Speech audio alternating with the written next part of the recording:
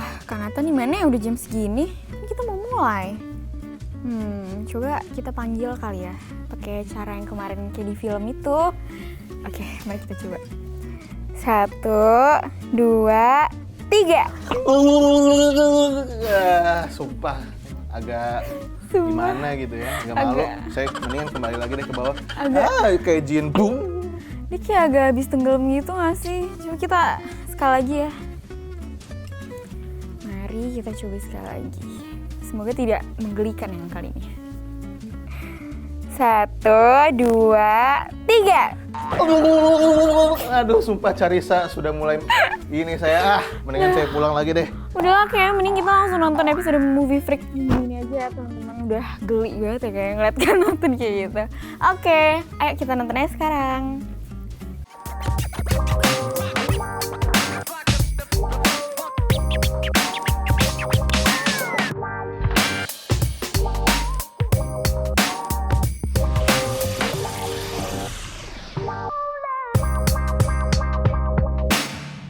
Halo Smart Viewers, welcome to Movie Freak. Yes, alright, bersama gue Nathan dan Gue Karissa. Yes, nah sekarang di sini kita akan bahas mengenai film-film dan film. Akhirnya saya tidak membahas horor. Yes, akhirnya, tapi baju Anda masih kayak film horor. Iya, gelap banget nih. Seperti berduka ya. Seperti berduka ya. Dan gue juga nih kan. Nah, gue kan kayak ungu-ungu nih, kayak Ini oranye ya kebetulan. Kenapa ungu ya? ungu.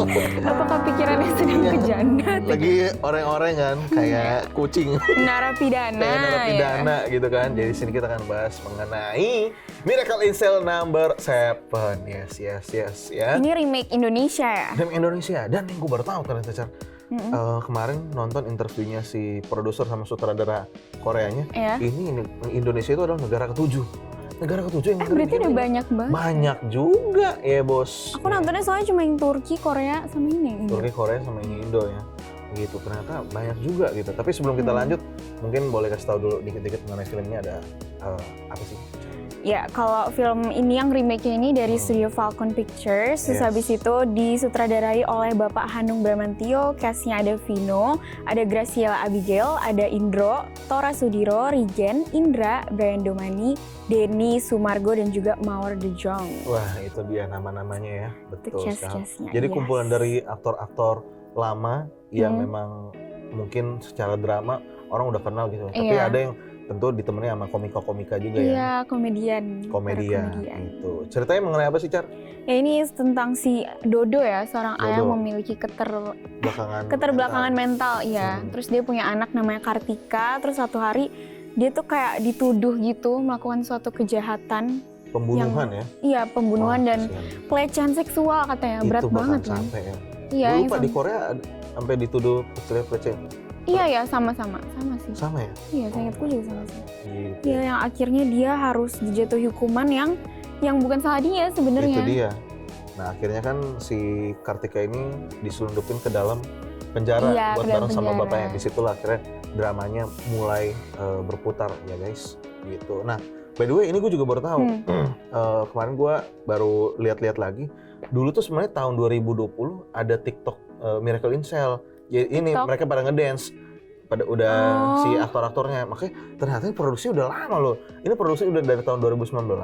Terus mereka udah beli lisensinya tuh dari 2018. Tapi akhirnya mungkin baru rilis sekarang karena ya pandemi kali ya. Makanya gue juga mikir, udah lama juga gitu ya. Tapi worth it sih kayak. Worth it banget. Gila, ini worth it banget sekali. Gitu ya. Gue lumayan pede kalau film ini akan lumayan banyak penontonnya. Karena secara dari si produsernya ya, si maker aslinya yang dari Korea, Kim Min Ki namanya, dia ngomong gini, ini quotes ya, dia bilang kayak gini, kami sudah banyak remake di seluruh dunia, tapi belum ada yang menyaingi remake versi Indonesia. Wow! Tapi aku setuju banget sih, karena kayak dengan dia ngomong kayak gini kan udah ekspektasinya tinggi banget ya. Parah, Bu. Dan setelah nonton tuh kayak semuanya terpenuhi gitu. Gue waktu sebelum nonton, maksudnya ekspektasi gue juga udah tinggi gitu kan, karena dia ngomong kayak gini. Wah, bahaya banget sih gitu kan, makanya si maker pembuat sutradara dan produsernya dari Korea sendiri pada bilang ini kayaknya mereka yakin kalau ini akan sukses gitu. Wih, gokil banget gitu. Itu emang keren banget sih, kayak Keren. Gak nyangka, keren banget, parah. Apalagi aktingnya si Vino.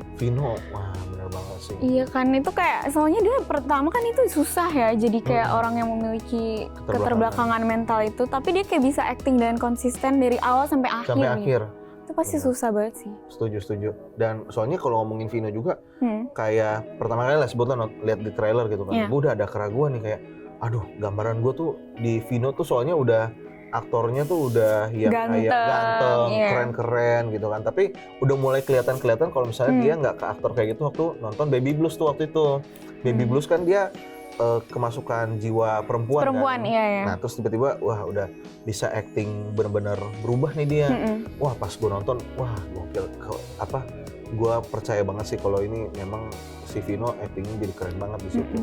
Tapi ternyata nggak cuma dari Vinonya ya, yang jadi anak kecilnya itu si Graciela Abigail. Itu dia juga kayak oke banget sih actingnya, karena kan ceritanya di sini juga sama kayak yang Korea. Akhirnya kan dia menjadi pengacara gitu kan, terus kayak emang gambarin dia dari kecil tuh sosok bocil yang smart gitu, pinter, actingnya bagus. Iya, terus dewasa juga. Dewasa gitu. Bener, gue tuh kaget banget gitu kan, maksudnya Graciela Abigail ini kan gue baru pernah dengar juga kan, di film-film sebelum kan gue belum pernah lihat ya, gue cuma pernah lihat di sebelum-sebelumnya tuh di Wikipedia kan, nyari kan apa sih nih orang gitu kan, oh ternyata ada 2 film dia sebelumnya. Nah jadi buat teman-teman kalau misalnya mungkin ada tahu kan Wikipedia nggak bisa terlalu percaya ya. Iya. Kalau ada yang tahu mungkin boleh komen di bawah film-filmnya Graciela Abigail itu seperti apa dan berikan komentar kalian actingnya seperti apa di dalam film ini juga. Yes.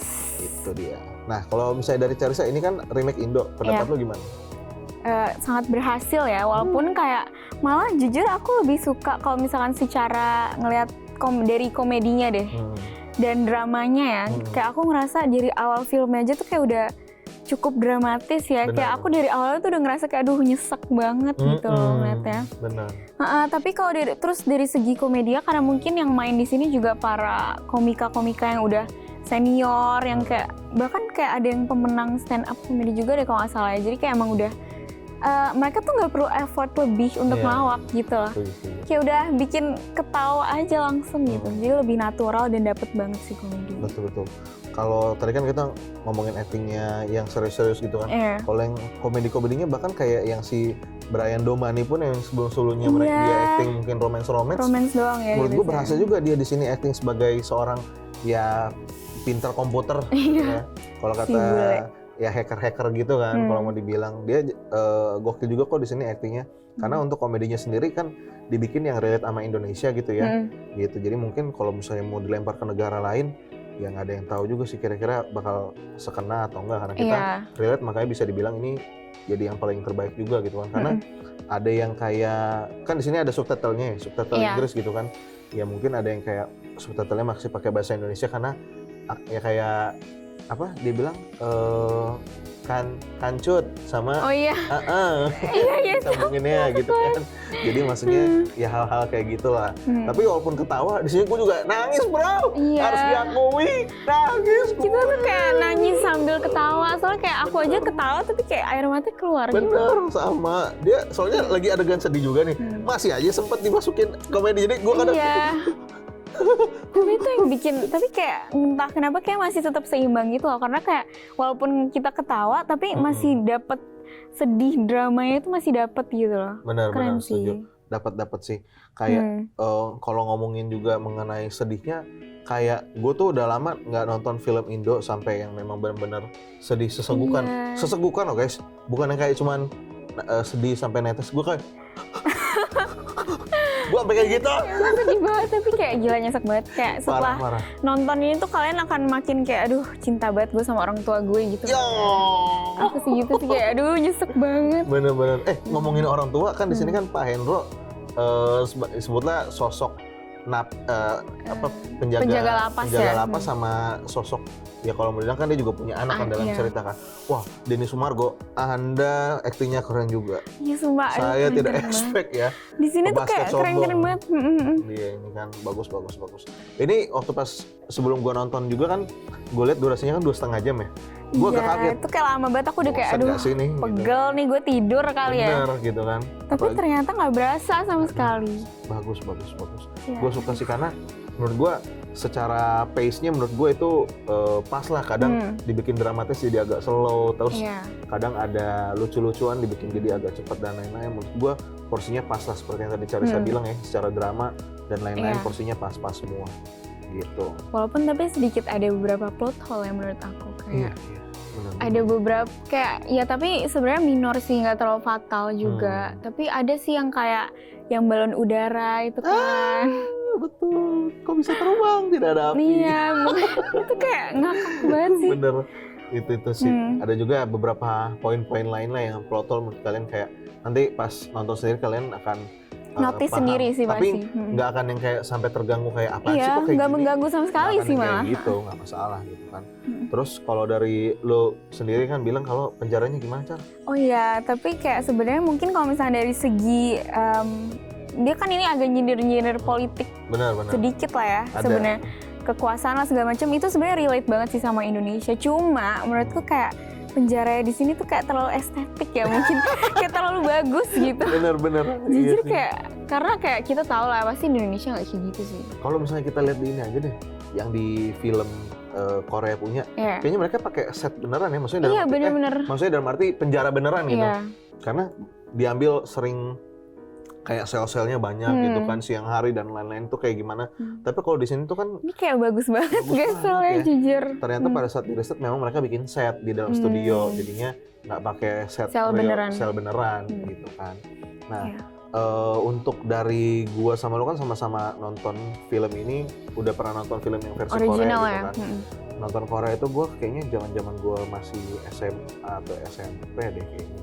Itu pada saat itu juga gue nangis juga gitu, dan berasa banget kalau misalnya wah ini maksudnya kalau mau dibilang ya susah untuk membandingkan, dalam arti gue nggak bisa bilang keduanya ada yang lebih bagus, tapi kalau secara setara menurut gue ada pas lah mereka untuk di dalam kedudukan yang sama kalau menurut gue.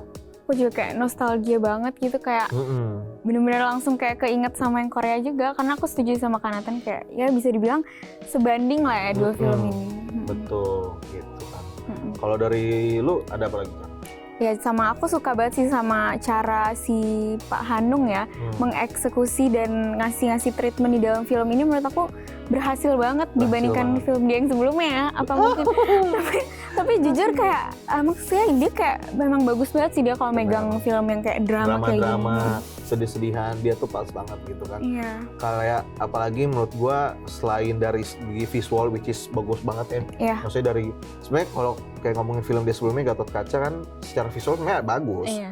Gitu kan. Di sini sama juga, di sini bagus banget gitu menurut gua, karena banyak beberapa shot yang menurut gua tuh kayak wah ini keren, bener-bener dibikin kayak gini, nggak kayak pada saat kayak lagi ngobrol tuh bikinnya seperti apalagi persidangan juga itu keren menurut gua. Jujur itu kayak merinding banget loh. Persidangan tuh keren banget sih menurut gua. Gitu. Secara dengan bantuan dari scoring. Aduh my god, itu scoringnya mantap banget. Scoring tuh yang bikin jadi makin ngucur nanti. Iya, sumpah itu kayak pas lagi drama tuh kayak tau gak sih itu nusuk sampai ke hati banget. Nyeseknya tuh kayak itu nangis dia. Banget guys. Parah. Terus di sini kan juga ada si Anmes juga, dia menyanyikan di bagian akhir. Itu parah banget sih, itu makin nangis. Itu makin nangis. Lagunya pas banget. Andaikan Kau Datang dari Kus Plus gitu ya. Ini by Anmes, itu lagunya di YouTube sebenarnya udah dirilis juga kalau misalnya kalian mau dengerin versi Anmesnya gitu ya guys, itu dia. Nah, kalau misalnya mau kita kasih kesimpulan, kalau menurut gua Hanung itu berhasil, mantap banget, gila gitu kan. Kalau mau dibilang ini menurut gua udah bisa dinobatkan sebagai film remake dan adaptasi terbaik salah satunya ya dari Indonesia punya.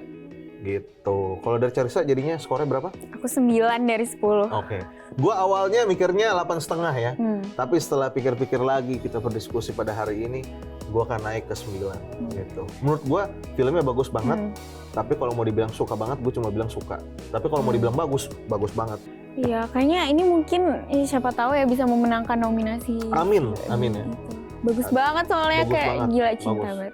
Kalau mau ngomongin bagus banget. Kalau misalnya buat teman-teman, kira-kira bagaimana pendapat kalian? Coba berikan komentar kalian di bawah. Ya, jangan lupa juga buat like, terus juga di-subscribe YouTube channelnya, share juga ke teman-teman kalian yang mungkin kayak penasaran tentang reaksi gimana sih setelah nonton Miracle in Cell nomor 7 ini. Nomor 7. Nomor 7. Ini sampai belibet ya, saking kayak bagusnya gitu. Oke, guys, buat teman-teman nanti pada hari ini kita cukup sampai sini saja. Nanti minggu depan kita akan kembali lagi, who knows kita akan bahas mengenai film apa, silahkan komen di bawah juga lagi. Oke, akhir kata Nathan pamit. Karissa pamit. Sampai jumpa di episode selanjutnya. Bye-bye.